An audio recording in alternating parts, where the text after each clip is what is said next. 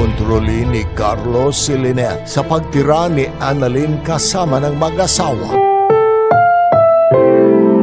Ang programang ito ay rated SPG. Striktong patnubay at gabay ng magulang ang kailangan. Maaaring may masiserang tema, lengguwahe, karahasan, sexual, horror o droga na hindi angkop sa mga bata.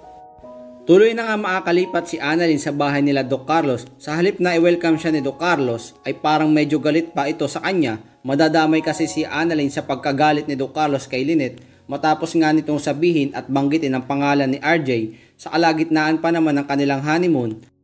Kaya naman maglalabas ng sama ng loob si Annalyn kay Regan na dumalaw nga sa kanya nang malaman nitong nakalipat na si Annalyn sa bahay nila Doc Carlos.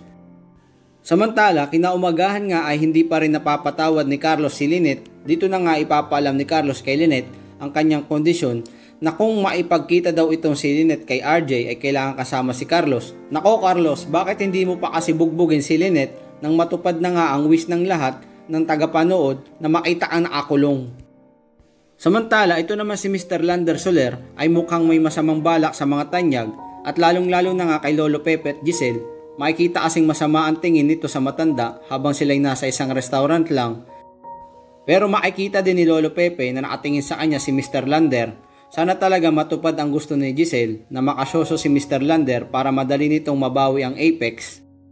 Sa kabilang banda, ito naman si Moira patuloy ang pagiging demonyeta sa loob ng Apex. Mantakin mo naman paglinisin ng kanyang kotse ang kanyang mga doktor na nakita niyang may pinapanood na video na kadahilan ng hindi related sa kanilang trabaho ang kanilang pinapanood, kaya naman pinatawan niya ito ng sanction at ito nga yung paglilinis ng kotse na ikaagalit naman ni Dr. Meneses dahil mga doktor daw ang kanyang mga inutusan. Kaya naman kung isa rin sa mga nag-aabang na ipakita na talaga ni Carlos ang kanyang tunay na ugali kay Lynette ay pakilike naman ang video ito and don't forget to subscribe.